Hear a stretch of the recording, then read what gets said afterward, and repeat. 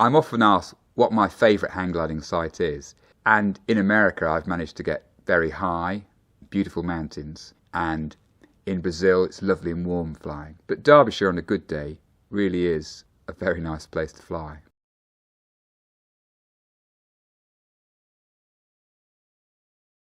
I fly in Derbyshire because it's where I live, but the reason I came here was because I really like the hills, and we've got a lot of hills that face various wind directions, superb sights.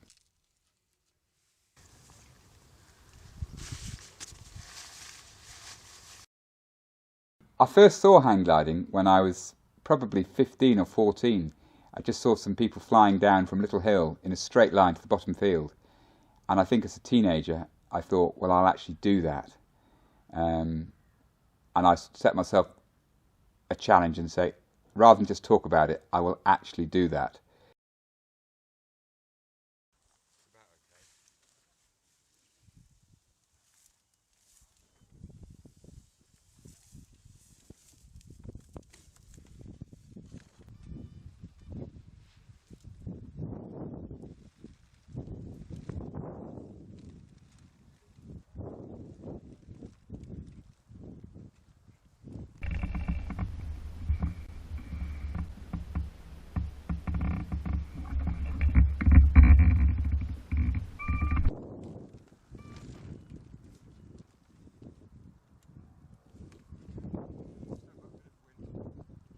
It's great to have a passion. It's one of the things I would recommend to anybody. And it doesn't matter what it is. It can be steam engines.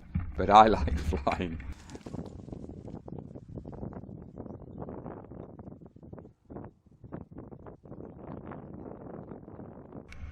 One of the privileges I have is that I'm probably one of few people in the UK who gets to design, build, and then fly their own aircraft. And that is a real privilege.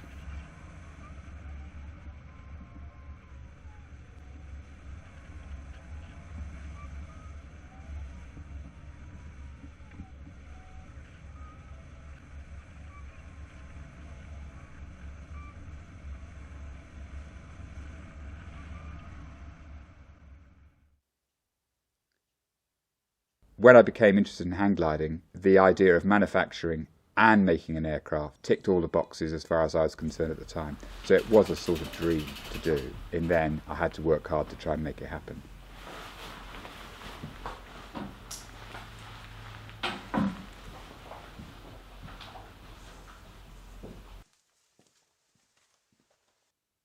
Avian was started a long time ago. It's now been going over 25 years.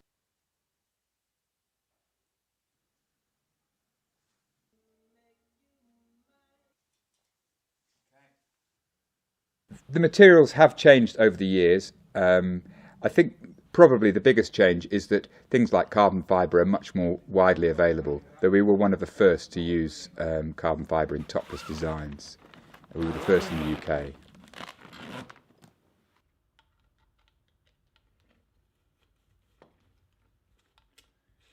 One of the things about hang gliders is they're not really made with off-the-shelf items. So nearly all the fittings that we use are made specifically for us, which is good in some ways, but it is quite a burden as well.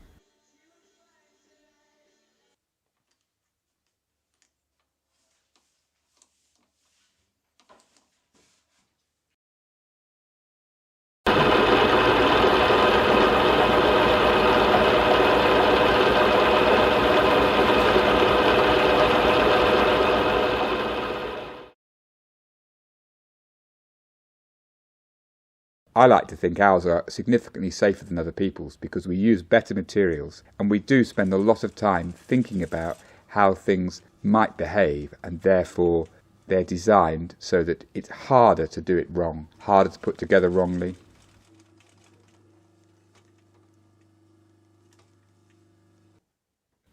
I would obviously rather be flying than working here, but there is a certain satisfaction of designing a glider and then going and flying it. I'm often asked about the difference between power and gliding, but personally I think gliding gives you much more. It's a much more challenging form of flight, and of course it's virtually silent. You don't have to worry about petrol, you just worry about thermals.